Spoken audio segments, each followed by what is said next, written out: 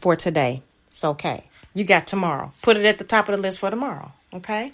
But don't beat yourself up, but also give yourself an opportunity to celebrate. Celebrate the achievements that you have done. If you were able to get up, go to work, come home, whatever, do what you got to do, then work another business on the side and get all of that done in one day. But then the next day, all you was good enough to get up to do was to go to work, come home, and put your feet up. It's okay. Every day don't have to be busy, busy, busy, busy, busy. Busy does not mean productive. Busy does not mean productive. Y'all hear me? I pause right there for a reason. I want that to sink in. Just because you're busy doesn't mean that you're productive. So what you want to do is when you are busy, when you are working, when you are being productive, make the best of that time.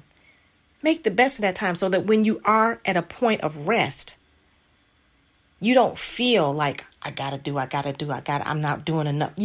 Listen, it's just like a race. And I tell you this all the time. When you're running a marathon, you can't run that thing full force, top speed, out the gate, because you're going to burn out before you get a quarter of the way through the marathon. You got to pace yourself. So pacing yourself, making that brainstorming your ideas, writing it out, and then categorizing, making your categories, and then taking those categories and breaking them down into, goals as far as like you're going to have this accomplished by this date, or you want to have it done within this window of time. Take it small pieces at a time. How do you eat an elephant? Hello, anybody? How do you eat that elephant? One bite at a time.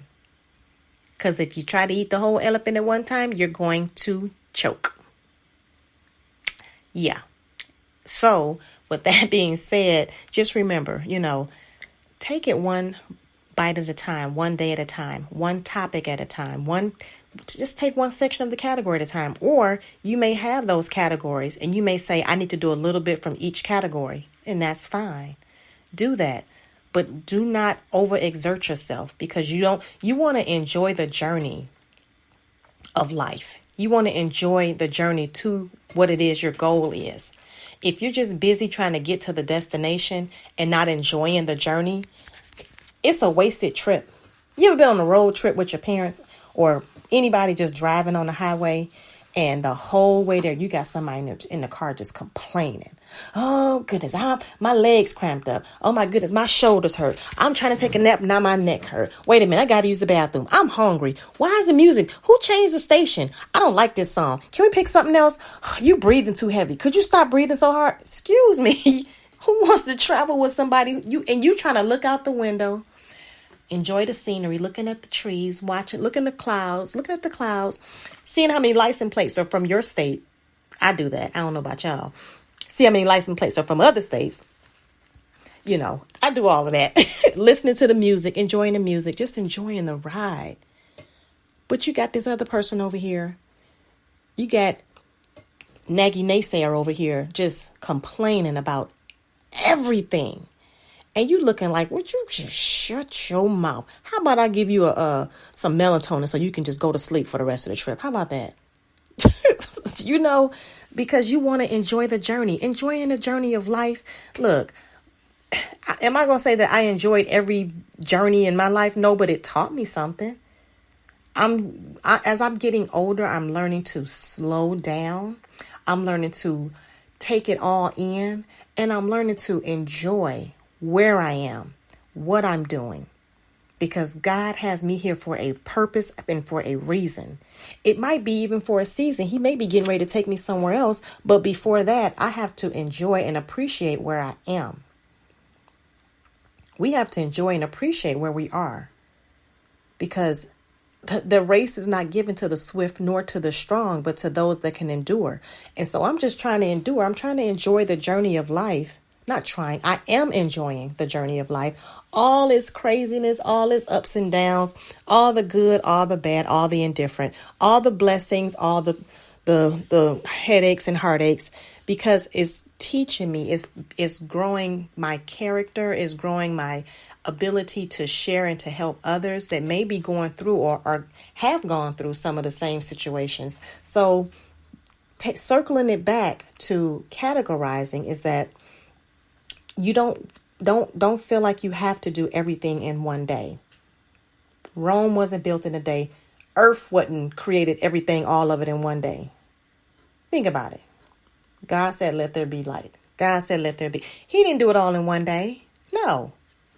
And it's not that he couldn't do it in one day, but it's that he chose not to do it in one day. I think, and this is my own personal belief, was that he did that so that we can see and understand that we don't have to race through life trying to hurry up and do and hurry up and go, hurry up and I gotta hurry. No. Some stuff you do, but not everything. Some stuff you gotta take your time. You can't put that seed in the ground covered with dirt and then wake up tomorrow and expect to see a whole flower or a whole tree. It don't work like that. It's a growing process. That dirt is doing something to that seed in the ground. That moisture is doing something to that seed in the ground. And then as that seed begins to sprout up out of the ground, out through the dirt, you look like, oh, that dirt was there for a reason. Yes, it was. It was there to promote the growth. The darkness was there to allow it to get a little bit moist so that it can nurture and grow. And when the sun hit it, it grew even more. So, anyway, I feel like I'm getting off topic. What y'all think?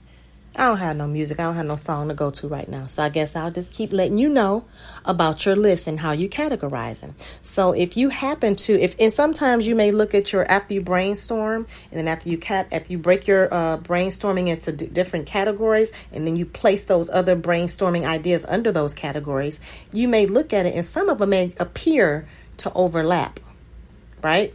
They may appear to be some of the same things, but it's slightly different. You would want to merge those together, but there is something different. So you might want to keep it right in the category where it is. It's up to you. It's your list. It's your brainstorming board. It's your categories. You do what you want to do with it. But at the same time, let it make sense to you.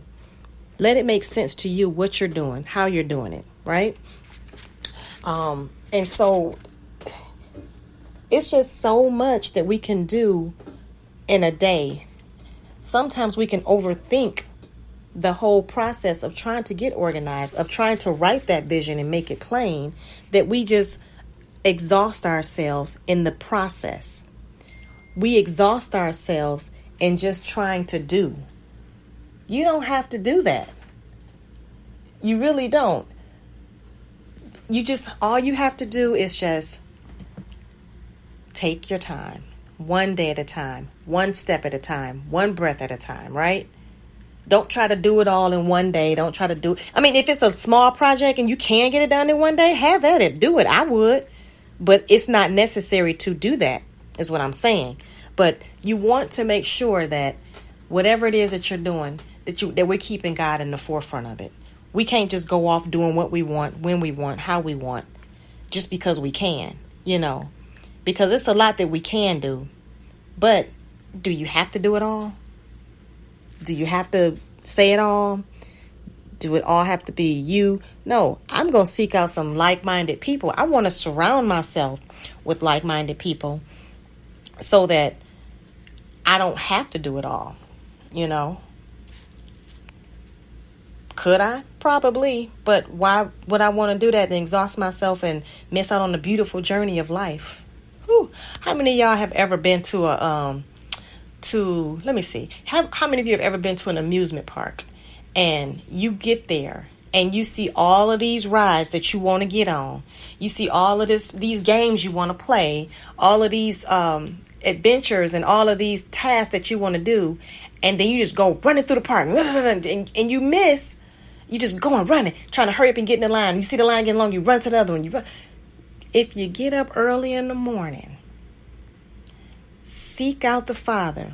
I'm just kind of paralleling what I'm saying. If you get up early, get to that park. If you get up early, seek the Lord. Get you some rest first at night. Get up early. Seek the Lord. Get up early so you can get in those lines early. you'll have enough energy to get through the day. You'll have enough energy to be able to get and participate on all the rides and all the events and all the activities and all the attractions. You'll have enough energy to get the kids up and get them ready for school. Get yourself up and get yourself ready for work. Go, do your task outside the house. Come home and do what you got to do. Have energy to do your other events that you like to do or that you would want to do without being pressured, without being drained, without being so overwhelmed. That's a feeling I absolutely hate. Who wants to go to an amusement park overwhelmed or just tired? Right? And now it's time to have fun and you too tired to have it. Who wants to go through life just race, and then you get to your destination, you get to the house of your dreams, you get the car of your dreams, you get the status in life that you want, and you're tired, you're wore out, you can't even enjoy it. Who wants that? Why? Who gonna do that? Not me. I hope not you. Brothers and sisters, listen. We only get one life. It's not gonna be perfect. We gonna make mistakes. Making mistakes is part of learning. Making mistakes is part of growing. Making mistakes is building our testimony so that we can help others through their issues or through their problems or whatever the case may be. So don't think that you have to be perfect. Nobody is perfect. I'm not saying that at all. I'm not saying make this list so that you can be perfect and then you can check off your list and then you can no. I'm just saying make the list, do the brainstorming, do the categories, put your items in the categories just to help to keep yourself organized, to help to keep me organized. That's what I'm doing so that I'm not just scattered all over the place. I don't want to just be a scatterbrain, just going and coming and doing and go. No, it has to be strategic. It has to have some type of little bit of order to it. Come on. God is a God of order. He's not a God of chaos. He's not a God of confusion. He wants us to have order to our life, right? So we have to be examples for the upcoming generation. Because, child, if you look at these children now, you might be a little afraid of what's coming up next. I mean, and I ain't trying to be funny. When I look at some of the people that's in the mainstream and, in the industry and they're just looking, I'm like, okay, where are the people that's going to positively influence our children for the next generation? Where they at? I'm looking for them. Hey, where y'all at? Help me so I can help these children here. So if they not getting it there because they looking, just about every kid got a cell phone or access to a cell phone. They got access to some type of electronic device. They got a tablet. They got a phone. Somebody they know got a phone. They got a TV. They got a computer. They got something. They can go to the library and use the computer. So they have access to this stuff. They have access to all the mainstream people and things that are going on in this world. So do you want the world to influence the next generation? Or do you want to be a positive influence for the next generation? Let that marinate for a minute. I want to be a positive influence for the next generation. I would love for them to, I would love to be a person of influence to them. If I can't be that person of influence to them, I pray that somebody spiritually minded, heavenly minded, God-centered would be a positive, godly influence to them. Because this world is, look, every day, you think about 20 years ago, you was probably saying, oh my God, I ain't never seen the world this bad. Now we're here 20 years later, we looking like, oh my God, I wish I was back 20 years ago.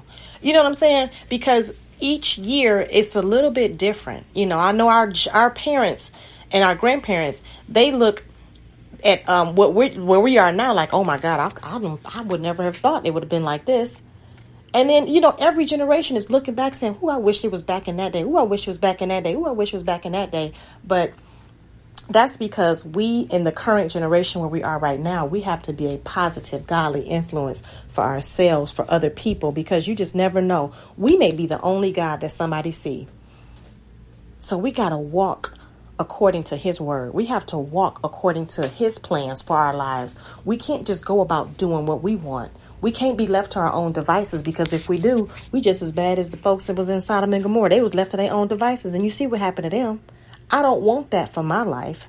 I don't want that for my generation. I don't want that for the generations to come. So therefore, if we don't want that, then we have to be that positive change that's taking place in the community. And I ain't talking about you don't have to do it in the whole